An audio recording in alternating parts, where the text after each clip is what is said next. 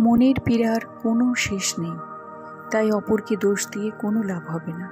এর জন্য নিজের মনকে ঈশ্বরে সমর্পিত করো, তাহলেই সমস্যার সমাধান হয়ে যাবে।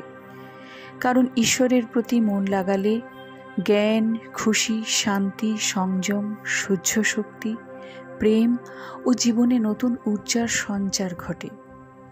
তাতে জীবনে নতুনভাবে চলার পথের সন্ধান পাওয়া যায় ও সন্তুষ্টিও প্রাপ্তি হয়। ঈশ্বর যদি তোমাকে বেশি সময় ধরে অপেক্ষা করাচ্ছেন, তাহলে উনি তোমাকে অনেক বেশি দেবেন, যা তুমি হয়তো কখনো আশাও রাখোনি।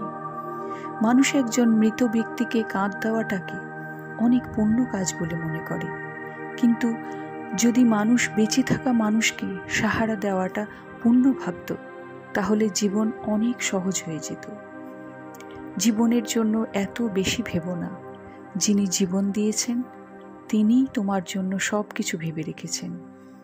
তোমার অতীত যত কষ্টেরই হোক না কেন, কিন্তু তোমার ভবিষ্যৎ তো তোমারই হাতে। মন অন্ধ হয়, এর নিজস্ব কোনো না তো জ্ঞান আছে আর না তো সঠিক পথ দেখায়। তাই অন্ধ এই মনের কথা না শুনে জরুরি কাজ কখনো ফেলে রাখা উচিত নয়। সব সময় বুদ্ধির দ্বারাই কাজ করা উচিত, কারণ অন্ধ মন কখনোই তোমাকে তোমার প্রয়োজনীয় কাজ করতে দেবে না। যখন তুমি বুদ্ধির দ্বারা তোমার প্রয়োজনীয় কাজগুলো করা শুরু করতে লাগবে, তখন আস্তে আস্তে তোমার মনও তোমার বন্ধু হয়ে উঠবে। কিন্তু বর্তমানে তোমার মনই তোমার সব থেকে বড় শত্রু, যে ধীরে ধীরে তোমাকে বিনাশের পথে ঠেলে দিয়েছে। এই ভগবদ্গীতা আমরা যখন পড়ি, তখন আমাদের মনে যত রকমের প্রশ্ন থাকে, সব কিছুর উত্তরই আমরা পাই। তাই প্রত্যেকের জীবনে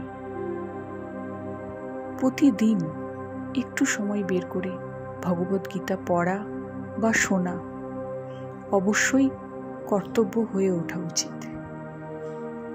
কারণ ঈশ্বরে মন, ধ্যান যদি সমর্পণ করা যায়, তাতেই শান্তি, পরম শান্তি, আমাদের আত্মা পরম তৃপ্তি পায়।